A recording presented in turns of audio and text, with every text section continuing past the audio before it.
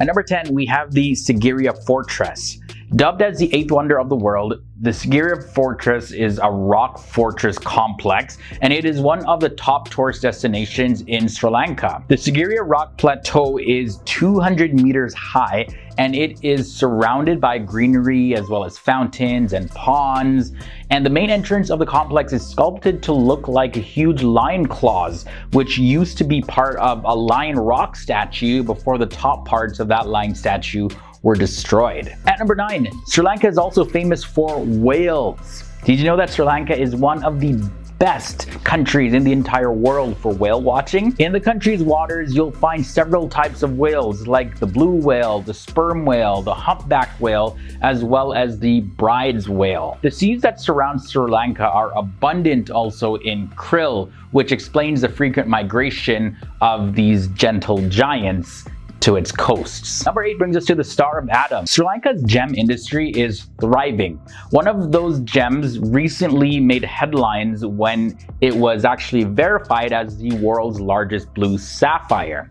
It was excavated from the gem mines of Ratnapura, and this is a major city in Sri Lanka. Now, this gem is over 1,400 carats, and it's said to cost at least $100 million. And actually, some estimate that it could be sold up to $300 million if it was auctioned off. The owner does choose to remain anonymous for security reasons, but they gave it the name the Star of Adam, and this is based on the belief that Adam went to Sri Lanka after getting booted out of paradise. Now, of course, we had to include cinnamon. Sri Lanka, yes, is also the world's largest producer of cinnamon. 80 to 90% of the world's cinnamon comes from the island. Not only is Sri Lanka the world's biggest cinnamon producer, but they also produce top of the top quality cinnamon.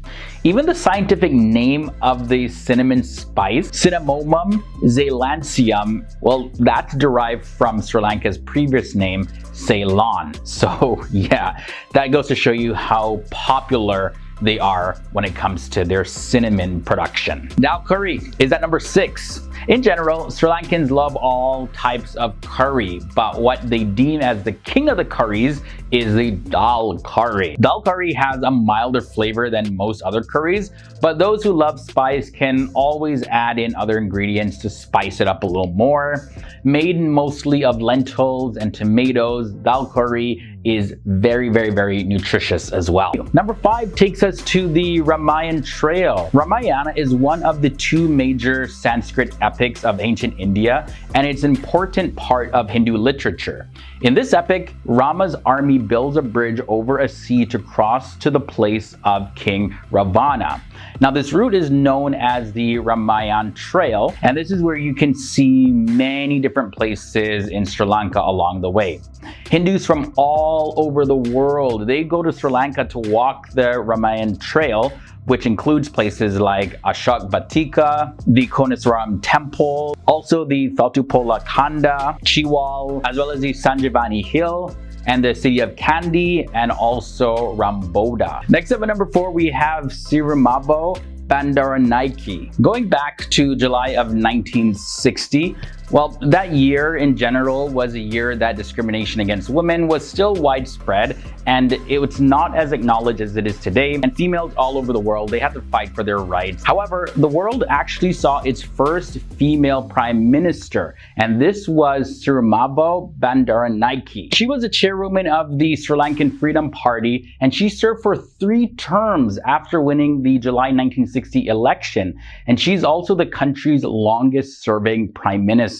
This, of course, helped Sri Lanka lead the way for other countries to follow. For number 3, we look at the Jeta Banaramaya. Hundreds of years ago, this gigantic structure was among the tallest brick structures in the historical world. While it may no longer be the tallest stupa on Earth, it does, however, remain the largest. Its base area is 233,000 square meters. And by the way, if you don't know, a stupa is a mound-like or hemispherical structure that contains relics used in places of worship. King Mahasena, he built this in the 3rd century AD, and it took about 15 years to complete. It used approximately 93.3 million baked bricks, and it also housed about 10,000 monks during the ancient times. Its foundation is 252 feet deep, making it the deepest foundation to be dug in ancient times. Now, this stupa is thought to hold a part of a belt or sash that was worn by Lord Buddha, and it is now considered a UNESCO World Heritage Site. Now we're going to be looking at Adam's Peak at number 2. Sri Lankans consider Adam's Peak as the most sacred mountain in the entire country. It is over 2,200 meters tall in central Sri Lanka. And near the summit, you'll find the Sri Pada, which is the sacred footprint. And this is a rock formation which is known as the footprint of the Buddha in Buddhist traditions.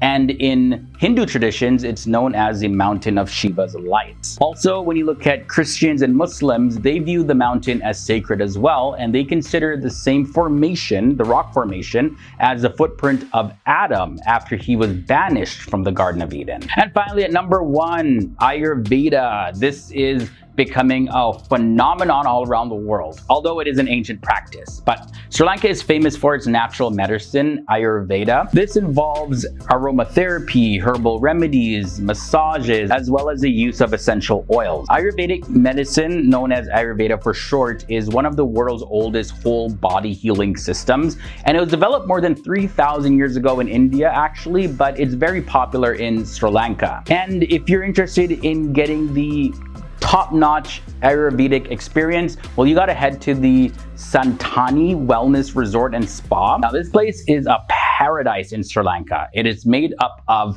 19 hectares of beautiful jungle with luxury spa retreat and traditional Sri Lankan pilgrim-inspired aesthetics. Like a very beautiful place. You'll have an amazing time there. Starting in at number 10, we have Trek Through Tea Plantations.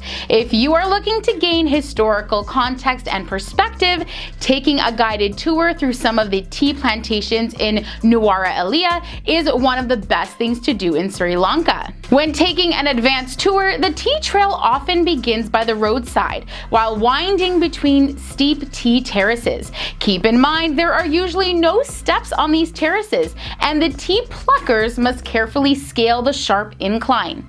The tea plants are scattered with no particular pattern, although they are often layered, creating a beautiful linear design on the side of the mountain. Many travelers have said that the views and the experience of observing the tea pluckers at work is unforgettable. How about a safari in Kaldula National Park? It is an unmissable experience to go on a safari while in Sri Lanka.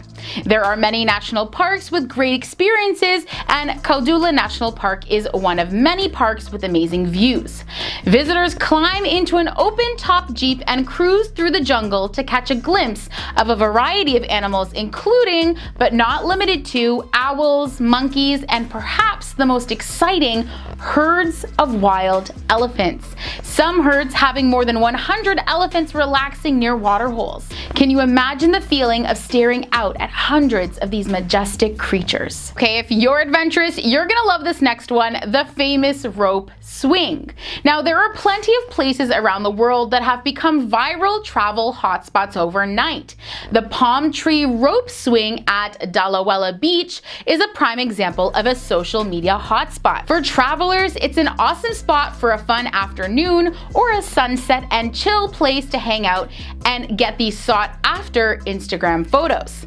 The location of the swing is on Dalawela Beach, which is in the south of Sri Lanka near the popular town of Unawatuna. The exact location of the swing is actually in front of a guest house called Dream Cabana. It is said that the people who run the place initially built the swing for their own amusement, and then one day it suddenly took off and became a popular tourist hotspot. If you're a foodie, you'll enjoy exploring the markets. There are markets all over Sri Lanka, all of which will be great to explore. Try new fruits, taste some local dishes, and of course, meet the local vendors. This is perhaps one of the most authentic ways to interact with locals and also gain some insight into the local way of life, the culture, and the local traditions. And you definitely cannot visit Sri Lanka without checking out the Nine Arch Bridge.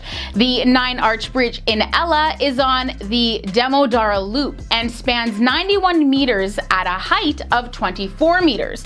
The beautiful Nine Arches make it a very picturesque spot, especially as it is located in a dense jungle and agricultural setting. Behind the railway, a forest is booming, and below, tea leaves are being cultivated. The bridge was built at Gotawala between the Ella and Damodara stations during the British colonial period. Locally, it is known as Ahas Namaya Palama, meaning Nine Skies Bridge in Sinhala. The name derives from the visual experience. When you stand below the bridge and look up, you can see the sky through each of the 9 arches. All right, my hikers, this is for you. Ella is a hiking hotspot in the mountain country of Sri Lanka. If you want to enjoy some of the best views without needing to hike for hours, Little Adams Peak is the perfect trek, especially for an unforgettable sunset. The trail begins with a moderate incline as it winds through tree plantations. It will lead you up to 1,141 meters above sea level. Once at the top, you can take in the mountains and the epic scenery of the 360-degree views. For a relatively short hike, Little Adams Peak gives you unbelievable views and is the ideal way to spend sunset in Ella. Coming in at number 4, we have riding the train from Kandy to Ella. The Kandy to Ella train journey is said to be one of the most scenic, epic train journeys, if not only just in Sri Lanka, but the world. Tickets can be purchased for as little as $1.50 as you climb aboard for the 5-hour journey.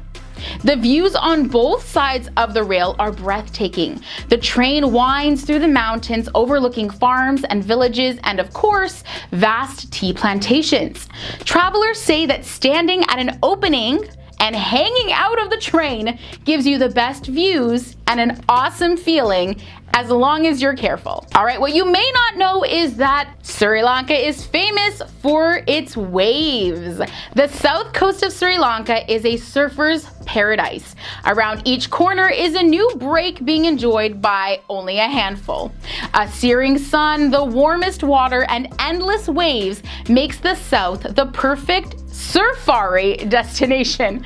Now, what makes it a surfari? Well, no matter where you are and traveling along the coast, you are never far away from the jungle and monkeys, peacocks, and other jungle bliss. There really aren't too many places in the world that combine both the jungle and surfing in such close proximity. All right, for you hikers, we have another one. Dialuma Falls is the second biggest waterfall in Sri Lanka and is the perfect spot for a full day adventure. There are multiple falls and natural pools throughout this hike in the Badula region. Keep in mind, the hike is almost entirely downhill and leads through long grasslands, but the trail is marked, so the whole way you don't have to worry about getting lost. All right, and coming in at number 1, you absolutely have to try climbing Sigiriya Rock. Sigiriya Rock is referred to as the 8th wonder of the world. It is a truly astonishing feat of architecture. The fortress at the top has been subjected to many wars and invasions, making this a very historic site. It's one of the most popular tourist things to do in Sri Lanka. At 370 meters above sea level and 200 meters higher than the jungle below is the top of Sigiriya Rock. The fortress is comprised of abandoned palaces, ponds, waterways, canals, stairs, and walls. It is definitely worth a climb to the top for some of the most memorable sunsets. At number 10, Colombo is the largest and a very important city in Sri Lanka. Colombo has one of the world's largest artificial harbors, so it's no surprise that most of the country's foreign trade passes through the port there. Some of the top industries in Colombo are gem cutting, food and tobacco processing, metal work, chemical manufacturing, as well as jewelry. So as you can see right off the bat that the city is a very important one. It also had ancient recognition. More and more people, well, nowadays around the world are becoming familiar with the culture of Sri Lanka, and it continues to grow in popularity as a tourist destination.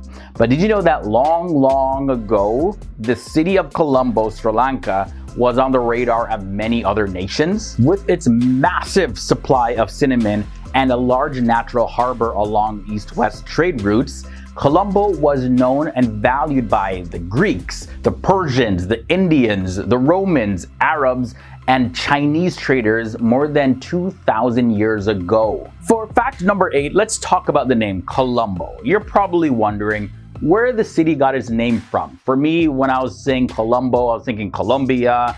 It's like some Spanish origin, but let me break down the facts for you. The name Colombo was first introduced by the Portuguese in 1505, and the name Colombo is believed to be derived from the classic Sinhalese name Kolontota, meaning port of the river Kelani. Now, the Kelani River, by the way, is a 145-kilometer long or 90-mile long river in Sri Lanka, and it's the 4th longest river in the entire country. It stretches from the Sri Pada mountain range to Colombo city, and the Kelani River also flows through Colombo and provides 80% of its drinking water. For fact number 7, we're looking at some world records. 2 Guinness World Records to be exact. They were achieved in front of a very excited crowd of people inside one of Colombo's public parks on December 22nd, 2012. A Sri Lankan man by the name of Sanath Bandara, he put on 257 t-shirts, and this allowed for 2 records to be broken. The records were the most t-shirts ever worn and the most t-shirts put on within 1 hour. Like, just look at those photos. How is that even possible, guys? Next up, at number 6, let's talk about Mount Lavinia. Dehiwala Mount Lavinia is the largest suburb of the city of Colombo, and it covers 2,109 hectares. It sits just south of the Colombo Municipal Council area and is separated from it by the Dehiwali Canal. Dehiwali Mount Lavinia is one of Colombo's most peaceful and laid-back suburbs, filled with great seafood restaurants on the Golden Beach, and is named after Lavinia, who was a gypsy woman who had a secret romantic affair with one of Sri Lanka's governors. For fact number 5, we gotta look at Peta. There's a place in Colombo called Peta, which is a maze of streets where you can find all sorts of products and goods and resources.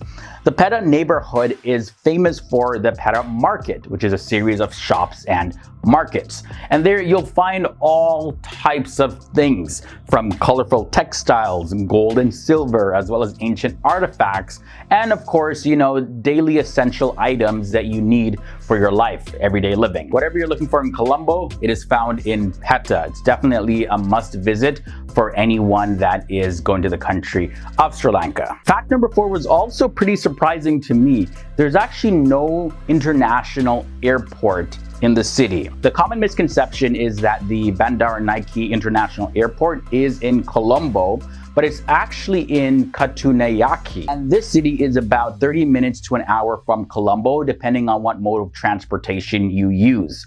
Now, this confusion appears to happen in many cases because the airport is also commonly known as Colombo International Airport. But no, as popular and as famous as the city is, there's no international airport specifically located in it. Colombo is also divided into 15 divisions. These are administrative sub-units, and they each have names, but they are just simply referred to as Colombo 1, Colombo 2, and so on. The 15 numbered areas of Colombo are divided for purposes of postal services, and each area has its own history, purpose, and feel to it.